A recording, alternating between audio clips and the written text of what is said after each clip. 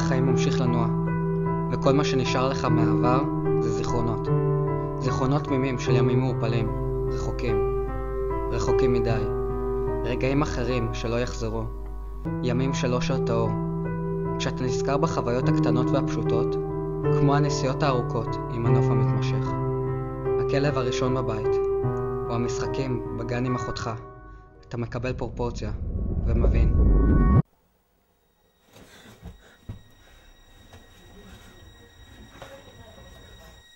אל תלכי. מה אתה רוצה?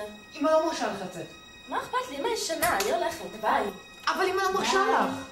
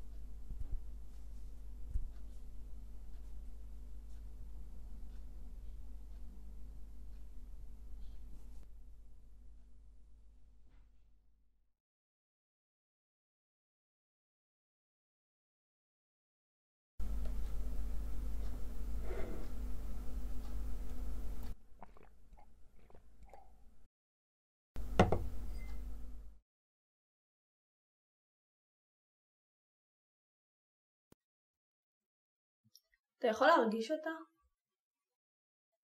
לא. זו אחותי, ואני לא יכול להרגיש אותה. אני לא מסוגל גם לחשוב על שום דבר. אני מסוגל רק לרוץ. ככה, כמו שאני. דמיין שאתה רץ מהר. ואפילו מצליח להשיג אותה. אתה רוצה להשיג אותה?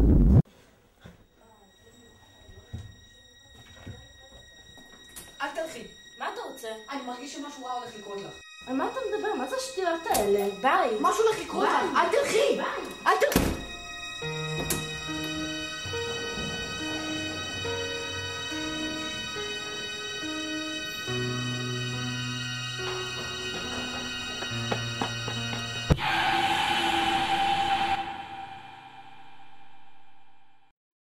מה היית רוצה להגיד לה? שהיא עושה טעות. אני יודע את זה.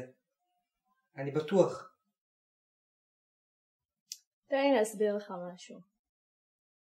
מקורו של החלום הוא מאמץ לספק דחפים. יצירת החלום היא תהליך הדרגתי של עיבוד וגלגול צורה לפי חוקיות קבועה. למעשה בחלומות אנו מביעים משאלות. אפילו את המופרעות ביותר. אנחנו מחפשים את ההיגיון בדברים הכי לא הגיוניים. מה המשאלה שלך?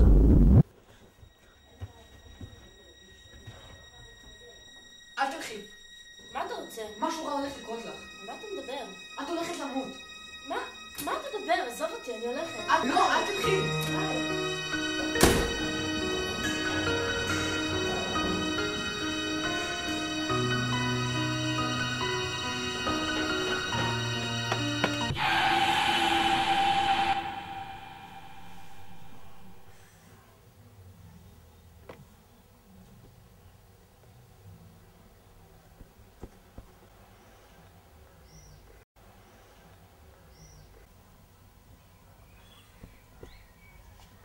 יאללה, צריך להתארגן ללוויה.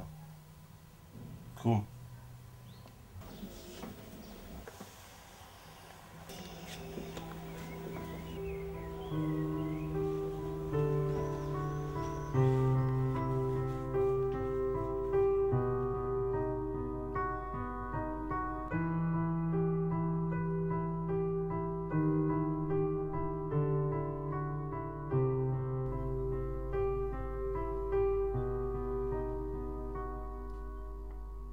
אתה מבין שאין יותר מה להבין, או לעשות עם הזמן.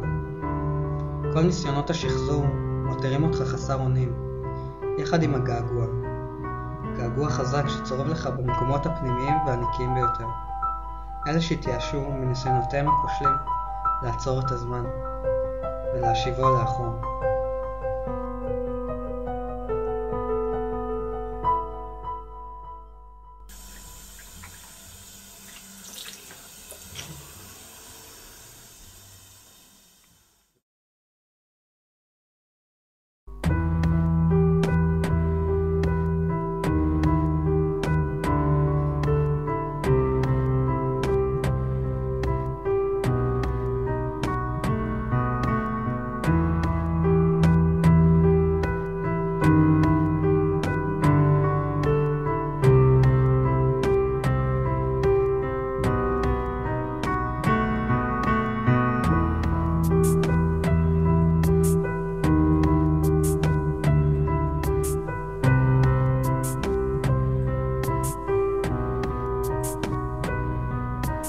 שלום.